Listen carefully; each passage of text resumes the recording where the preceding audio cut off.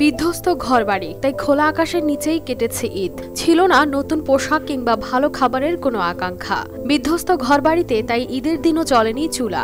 অনেকে খুপড়ি ঘরে কোনো রকমে খুঁজে নিয়েছেন মাথা গোঁজার ঠাই। ঈদ আনন্দে পুরো দেশ যখন মাতোয়ারা, তখন বিধ্বস্ত বাড়িঘরের বাসিন্দারা তাকিয়েছিল একটু সহায়তার আশায়, অথচ মেলেনি কিছুই। বেঁচে থাকার লড়াইয়ে তাই দিন কাটে অধিকাংশ পরিবারের। সানবিট সব দিবে সামাল। সানবিট ম্যাজিক প্রেস ডিশওয়াশিং এর মাথা ঘোরানোর সলিউশন। সরকারি সংস্থা দিয়ে কিছুই পাইনি, যে বন্যা উপলক্ষে আমাদের এই যে অসুবিধাটা হয়েছে, ক্ষতিটা হয়েছে, এর জন্য সরকারে আমাদের কোনো কিছুই দেয় নাই। বাসায় যেয়ে থাকি, সামনে আমার ইন্টার পরীক্ষা হবে 30 তারিখে, আমি পড়তে পারতেছি না, মানের বাসায় যেয়ে পড়ি কোনো মতে।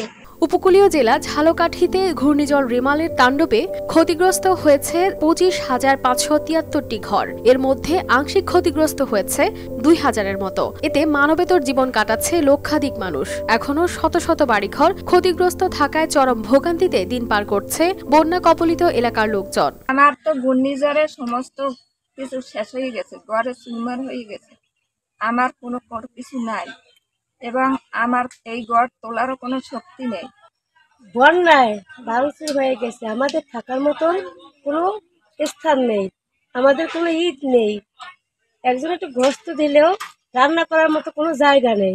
রেমালের 24 ঘন্টার তাণ্ডবে ক্ষতিগ্রস্ত হয়েছে ঘরবাড়ি, গাছপালা, কৃষি ও মাছের ঘের। চরম সংকটে জর্জরিত এলাকার মানুষ দুর্দশাগ্রস্ত অবস্থা থেকে রেহাই পাওয়ার আশাও হারিয়ে ফেলেছে অনেকে। ছেলে পেলেও নাই যে একটু সাহায্য করবে বা একটু কেমনে খারাপ কর্ম এইটাই বুঝিনি। প্রতিদিনের খাবারের জন্যই নিদারুণ কষ্টে কাটছে তাদের জীবন। সরকারি উদ্যোগে কেউ কেউ খানিকটা খাদ্য সহায়তা পেলেও ঘর পুনর্নির্মাণের জন্য টিন বা অর্থ পাননি কেউই। তাদের চোখে মুখে এখন কেবলই একটু ভালোভাবে বেঁচে থাকার আকুতি। এখন বর্তমানে আমাদের সবকিছুই আমাদের উন্নতি, যেখানে থাকার মতন মাথা গোজার মতন কোনো আসলে মাথার যে ঠাই দিব বাবা মা নিয়ে, এরকম কোনো জমি এখানে অবশিষ্ট নেই। তারা ঈদে কেউ রান্না করতে পারে না, কোনো ঘর নাই, কোনো খাবার নাই, খুব আছে দুশ্চিন্তার ভিতরে। রেমালে ঘরবাড়ি বিধ্বস্ত ক্ষতিগ্রস্তদের তালিকা করে 10 কেজি করে চাল বিতরণ করা হয়েছে। ক্ষতিগ্রস্ত ঘরবাড়ি পুনর্নির্মাণ করতে সরকারিভাবে নগদ অর্থ ও টিন বরাদ্দ পেলে সহায়তা করা হবে বলে জানান ইউপি চেয়ারম্যান।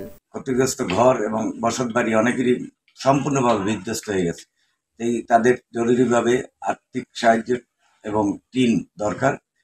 এই টিন এবং আর্থিক সাহায্য সরকারিভাবে যদি আমি বরাদ্দ পাই, তাহলে অবশ্যই ইউনিয়ন পরিষদের পক্ষ থেকে তাদেরকে ঘরে ঘরে লিস্ট অনুযায়ী পৌঁছে দেওয়া। সরকারি সহযোগিতায় ঘুচবে ঘরবাড়ি হারানো মানুষের এ ক্ষতি, এমনটাই প্রত্যাশা সবার। News desk, RTV।